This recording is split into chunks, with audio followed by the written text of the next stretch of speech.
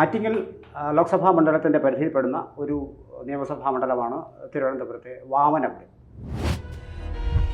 ABC Malayalam ഞങ്ങളുടെ തെരഞ്ഞെടുപ്പ് യാത്രയുമായി ഇന്ന് എത്തി നിൽക്കുന്നത് വാമനപുരത്താണ്.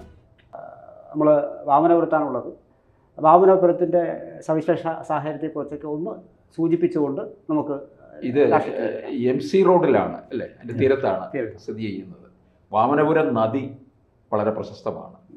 തൊട്ട് ചേർന്ന് കിടക്കുന്നത് ആറ്റിങ്ങൽ പട്ടണമാണ്. അതെ, ഇതൊരു ഗ്രാമമാണ് കേട്ടോ. തിരുവനന്തപുരത്തു നിന്നൊരു 32 കിലോമീറ്ററേ ഉള്ളൂ. പക്ഷേ ഒരു ഗ്രാമപ്രദേശമാണ്. ഒരു കാർഷിക സംസ്കാരമുണ്ട് എന്നാണ് നമുക്ക് എടുത്തു പറയാവുന്ന. അതായത് അഞ്ചുതെങ്ങ് ആറ്റിങ്ങൽ കലാപ സമയത്തൊക്കെ ഇവിടെ നിന്ന് അവിടെ പിന്നെ ബ്രിട്ടീഷുകാർ ഇങ്ങോട്ടേക്ക് കയറി ഈ കുരുമുളക് ഇതൊക്കെ വളരെ ചുളിവിൽ തട്ടിക്കൊണ്ടുപോവുകയൊക്കെ ചെയ്തു എത്രയോ പേരെ കൊലപ്പെടുത്തുകയൊക്കെ ചെയ്ത ഇടമാണ്. അവിടെയാണ് ഈ ആറ്റിങ്ങൽ ഈ ഭാഗത്ത് വരുന്ന ഈ കൊല്ലമ്പുഴ എന്ന് പറയുന്ന സ്ഥലമാണ്. കൊല്ലമ്പുഴ അത് കൊല്ലമ്പുഴ എന്നാണ് ഉള്ളത്. അത് പിന്നീട് കൊല്ലമ്പുഴയായി മാറി എന്നുള്ളതാണ്. അതുപോലെ വാമനപുരം അവിടെ ഒരു ക്ഷേത്രം ഉണ്ടായിരുന്നല്ലോ, വാമനന്റെ ക്ഷേത്രം. തിരുവാമന ക്ഷേത്രം. അതാണ് പിന്നീട് വാമനപുരം ആയി മാറിയതെന്ന് പറയുന്നുണ്ട്. എന്തായാലും ഒരു ചെറിയ ഒരു പട്ടണവും കൂടിയാണ്, ഗ്രാമാന്തരീക്ഷവും നിൽക്കുന്നുണ്ട്. അങ്ങനെ ഗ്രാമീണതയും ദൈവികതയൊക്കെ ഉണ്ടെങ്കിലും ഇതൊരു മാർക്സിസ്റ്റ് കോട്ടയാണ്. ഒരു പ്രത്യേകത. 1965 ഈ മണ്ഡലം രൂപീകൃതമായതിനു ശേഷം 13 തെരഞ്ഞെടുപ്പ്, 2021 വരെ 13 നിയമസഭാ തെരഞ്ഞെടുപ്പ് നടന്നിട്ടുള്ളതിൽ 11 എണ്ണവും അരിവാൾ ചുറ്റിക നക്ഷത്രത്തിലുള്ള ആളാണ് ജയിച്ചിട്ടുള്ളത്. 2 പ്രാവശ്യം ജയിച്ചത് അത് ആദ്യ കാലത്താണ്. 65-ലും 70-ലും M കുഞ്ഞികൃഷ്ണപിള്ള, വളരെ കോൺഗ്രസിൻ്റെ തലമുതിർന്ന നേതാവും ജനസമ്മതനും സ്വാതന്ത്ര്യ സമര സേനാനിയൊക്കെ ആയിരുന്ന M കുഞ്ഞികൃഷ്ണപിള്ള അവിടെ നിന്ന് 2 പ്രാവശ്യം 65-ൽ ഒരിക്കൽ ജയിച്ചു. അത് കഴിഞ്ഞിട്ട് പിന്നെ 67 ഇലക്ഷന് തോറ്റുപോയി. പിന്നെ 70-ൽ വീണ്ടും അദ്ദേഹം ജയിച്ചു. അങ്ങനെ 2 പ്രാവശ്യം അദ്ദേഹം ജയിച്ചതൊഴിച്ചാൽ പിന്നെ അതൊരു മാർക്സിസ്റ്റ് കോട്ടയായിരുന്നു. മാർക്സിസ്റ്റ് കോട്ടയിൽ തന്നെ ഏറ്റവും കൂടുതൽ ജയിച്ചിട്ടുള്ള ആൾ കോലിക്കോട് കൃഷ്ണൻ നായരാണ്. അദ്ദേഹം 5 പ്രാവശ്യമാണ് അവിടെ ജയിച്ചിരിക്കുന്നത്. അതായത് 1980 മുതൽ 91 വരെ 4 ഇലക്ഷൻ അപ്പോൾ നടന്നു. അത് തിരുവനന്തപുരം ഭാഗത്ത് തെക്ക് ഭാഗത്ത് കോലിക്കോട് കൃഷ്ണൻ നായർ എന്ന് പറയുന്ന വ്യക്തിയെ ഭംഗിയായിട്ട് അറിയും. നമ്മുടെ പിന്നെ കേരളത്തിന്റെ മറ്റു ഭാഗങ്ങളിലുള്ള പ്രേക്ഷകരുടെ അറിവിലേക്ക് കുറച്ച് കാര്യങ്ങൾ ലോ അക്കാഡമിയുടെ പക്ഷേ വടക്കുള്ള സഹാക്കന്മാരുമായിട്ടാണ് കോലിക്കോടിന്റെ വലിയ പിണറായി വിജയനുമായിട്ട് വലിയ അതെ അവരുടെ കുടുംബം നല്ല രസമാണ്. ഒരാള് CPM-ൽ നിൽക്കുകയും സഹോദരൻ നാരായണൻ നായർ ലോ അക്കാഡമിയൊക്കെ സ്ഥാപിച്ച് അദ്ദേഹം CPI-യുടെ ആളായിട്ടാണ് നിലകൊണ്ടിട്ടുള്ളത്. അപ്പം അങ്ങനെ ഒരു ബന്ധവും അവിടെ ഉണ്ട്. അപ്പോൾ കോലിക്കോടൻ അവിടെ 5 പ്രാവശ്യം ജയിച്ചു. അതിൽ 11 വർഷം തുടർച്ചയായിട്ടാണ് 1980 മുതൽ 91 വരെ 4 ഇലക്ഷൻ നടന്നു. അതിനിടയ്ക്ക് ആ 4 ഇലക്ഷനിലും ഇദ്ദേഹമാണ് ജയിച്ചത്. അത് കഴിഞ്ഞിട്ട് പിന്നെ 2011-ലാണ് പിന്നൊന്ന് ജയിച്ചത്. പിന്നെ നമ്മുടെ കവിയും ഗാനരചയിതാവും ഒക്കെ ആയ പിരപ്പക്കോട് മുരളി 2 പ്രാവശ്യം 96-ലും 2001-ലും. പിന്നെ അതിനുശേഷം അദ്ദേഹം പാർട്ടി അനഭിനൊക്കെ ആയി കുറേശ്ശെ VS പക്ഷക്കാരനായി. അങ്ങനെ ഒരു പതുക്കെ പുറകോട്ട് പിക്ചറിൽ നിന്ന് പോയി. മാത്രമല്ല പുള്ളിയുടെ പുസ്തകം ഇടക്കാലത്ത് കുറച്ച് ഒരു MLA രാഷ്ട്രീയക്കാരനപ്പുറം പിരപ്പക്കോട് മുരളി ഒരു എഴുത്തുകാരൻ എന്നുള്ള രീതിയിലാണ്. തീർച്ചയായിട്ടും ആ ഒരു സൗമ്യതയും കാര്യങ്ങളൊക്കെ ഉണ്ട്. അപ്പോൾ നമ്മളിനി ഇലക്ഷൻ മോഡിലേക്ക് നമുക്ക് നോക്കിയാൽ 2016-ൽ ഈ മണ്ഡലത്തിൽ വിജയിച്ചത് DK മുരളിയാണ്. അപ്പോൾ DK മുരളി ശരത്ചന്ദ്ര പ്രസാദ്, കോൺഗ്രസിൻ്റെ ഒരു അറിയപ്പെടുന്ന നേതാവാണല്ലോ തിരുവനന്തപുരത്തെ ശരത്ചന്ദ്ര പ്രസാദ്. KSU വഴി വന്ന് നല്ല പ്രസിദ്ധനായ നേതാവാണ്. അത് വിശേഷിച്ച് പറഞ്ഞാൽ ഒരു കാലത്ത് പിന്നെ CPM-നോട് ശരിക്കും പടവെട്ടി വന്ന ഒരാളാണ്. ആറ്റിങ്ങലിൽ മത്സരിച്ചിട്ടുണ്ട് ശരത്ചന്ദ്ര പ്രസാദ്. അതെനിക്ക് ആനത്തലവട്ടത്തിനോ അതെ SN കോളേജിൽ പിന്നെ വിദ്യാർത്ഥി രാഷ്ട്രീയത്തിലൂടെ വന്ന് അന്ന് അവിടെ SFI-ക്കാരുടെ കുത്തേറ്റ് അങ്ങനെയാണ് ഈ ശരത്ചന്ദ്ര പ്രസാദ് കോൺഗ്രസിൽ ഇപ്പോഴും ഒരു കരുണാകരൻ സീറ്റ് കൊടുത്തു.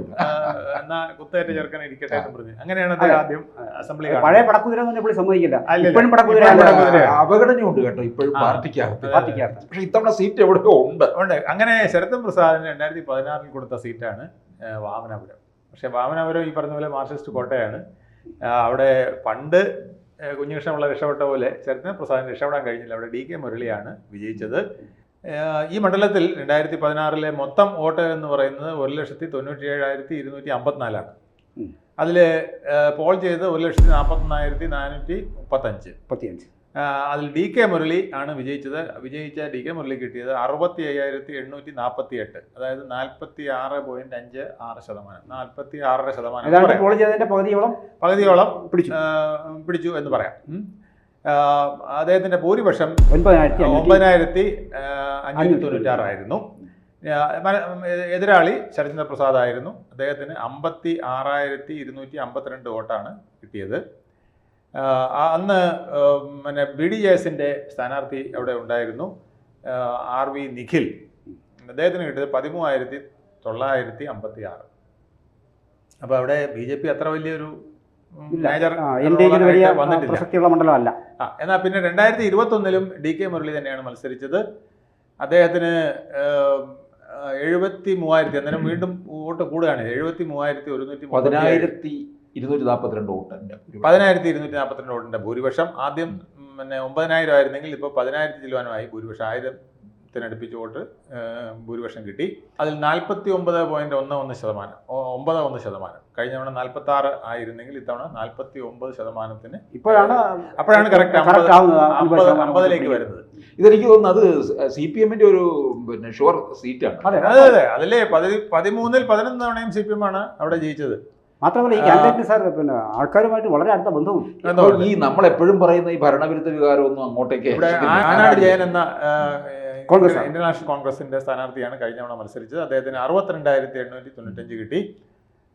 തഴവ സഹദേവനാണ് അതെ 5,603. അത് വോട്ട് വളരെ കുറവ്. തഴവ സഹദേവൻ പിന്നീട് കൊട്ടാരക്കരയിലും മത്സരിച്ചു. അതെ, അത് കഴിഞ്ഞ തവണ കിട്ടിയതിനേക്കാൾ, അതിന് മുമ്പത്തെ തവണ 16-ൽ കിട്ടിയതിനേക്കാൾ കുറഞ്ഞോടെ വോട്ട്. അങ്ങനെ ഒരു പ്രസക്തിയും ഇല്ല. NDA മുന്നണിക്ക് അവിടെ പ്രസക്തിയില്ല. UDF-നും പിന്നെ 10,000-ങ്ങളുടെയൊക്കെ ഡിഫറൻസ് ആണ് പലപ്പോഴും. BDJS ആയതുകൊണ്ടായിരിക്കും അത്ര വോട്ടെങ്കിലും അവിടെ. പക്ഷെ കഴിഞ്ഞ 16-ല് കുറച്ചുകൂടി പിടിച്ചിരുന്നു സാർ.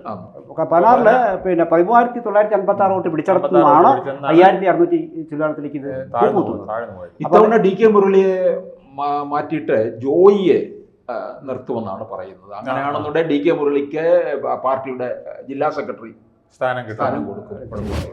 പിന്നെ ഇനി 2025-ൽ ലേറ്റസ്റ്റ് ആയിട്ടുള്ളതെന്ന് പറഞ്ഞാൽ ലോക്കൽ സെൽഫ് ഗവൺമെന്റിലേക്കുള്ള ഇലക്ഷൻ.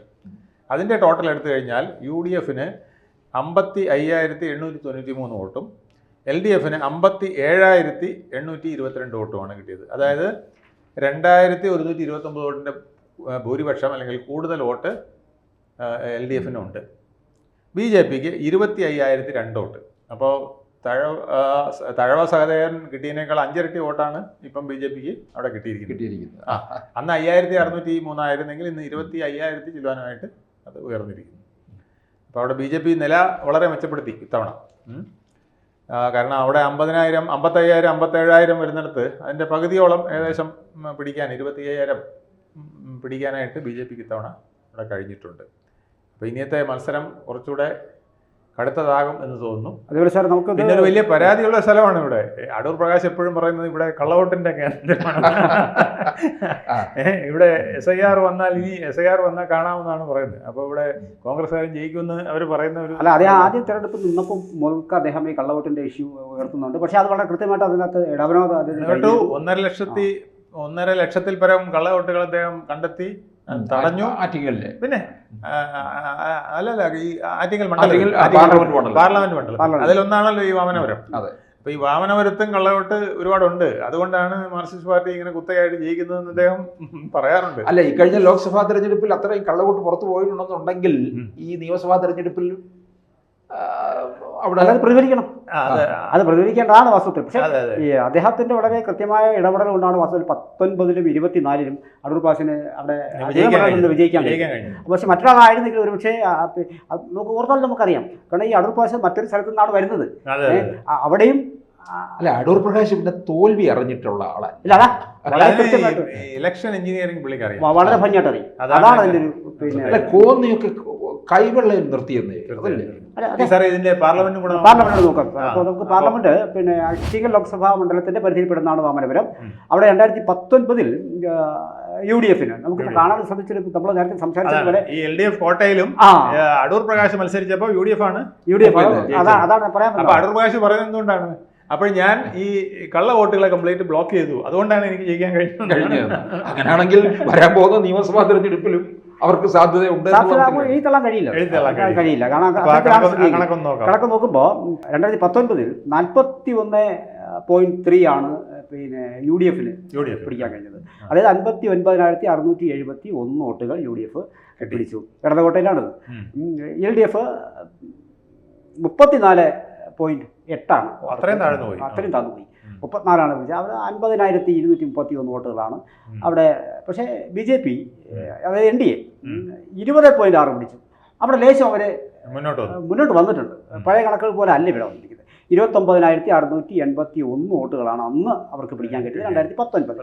ഇത് നേരെ 24 വരുമ്പോൾ ഈ UDF 41 എന്നുള്ളിടത്തുനിന്ന് 36 കുറഞ്ഞു.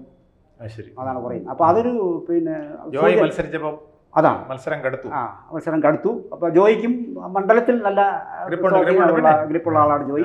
അതാണ് ഇവിടെ വോട്ടുകളിൽ പ്രതിഫലിച്ചത്. അതുകൊണ്ടാണ് ജോയി തവണ നിർത്തുമെന്ന് പറയാൻ കാരണം അതുകൊണ്ടാണ്. ജോയി ഇവിടെ ലീഡ് ചെയ്തിട്ടുണ്ടോ? ഇല്ല, ഇതിനകത്ത് പിന്നെ അടൂർ പ്രകാശ് തന്നെയാണ് ലീഡ്. പക്ഷേ ഈ 34 എന്നുള്ളത് LDF വീണ്ടും പിന്നെ 2024 വരുമ്പോൾ കുറയുകയാണ് സാധിച്ചത്. 34 നിന്നും കുറഞ്ഞു. പക്ഷെ അവിടെ അതിൽ രസമുണ്ടെന്ന് പറയുന്നത് സംഭവിച്ചതെന്ന് പറയുന്നത് 45,617 വോട്ട് പിടിച്ചു, വീണ്ടും കുറഞ്ഞു.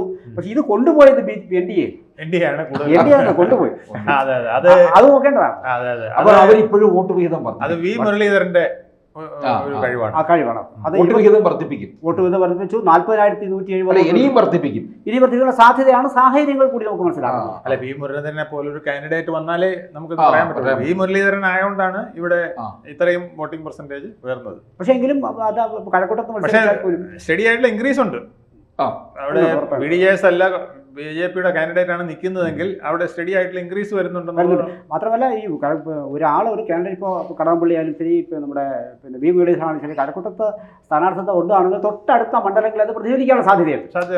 അപ്പോൾ അങ്ങനെയെങ്കിൽ ഈ വാമനപുരത്തെ പെട്ടെന്ന് അങ്ങനെ എഴുത്തള്ളാൻ കഴിയില്ല. വാമനപുരവും കേരളത്തിലെ മറ്റു ചില മണ്ഡലങ്ങളെ പോലെ തന്നെ ഒരു പിന്നെ നിയമസഭാ തെരഞ്ഞെടുപ്പിൽ ഒരു ത്രികോണത്തിനുള്ള സാധ്യത തെളിയുന്നതായിട്ടാണ് നമുക്ക് ഈ പെർസെന്റേജ് ഓഫ് വോട്ട്സ് കാണിക്കുന്നത്. അല്ലെ, ഈ താമര വോട്ടിന്റെ നമുക്കൊന്ന് നോക്കാം സാറേ. പിന്നെ 2016 പിന്നെ ഈ മണ്ഡലത്തിൽ നിയമസഭയിലേക്ക് BDJSന്റെ നിഖിൽ നിന്നപ്പോൾ 13,954, ഏതാണ്ട് 14,000 വോട്ടാണ് കിട്ടിയത്. അപ്പോൾ ഈ 19 എത്ര കിട്ടിയെന്ന് നോക്കാം സാറേ. 19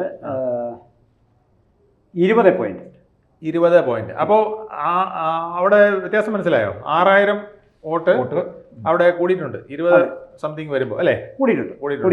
21 തഴവ സഹദേവൻ BDJS 5,603 പിടിച്ചത്. അപ്പൊ 24 പാർലമെന്റിൽ എത്ര? 24 അവർ 29 പിടിച്ചു. അതായത്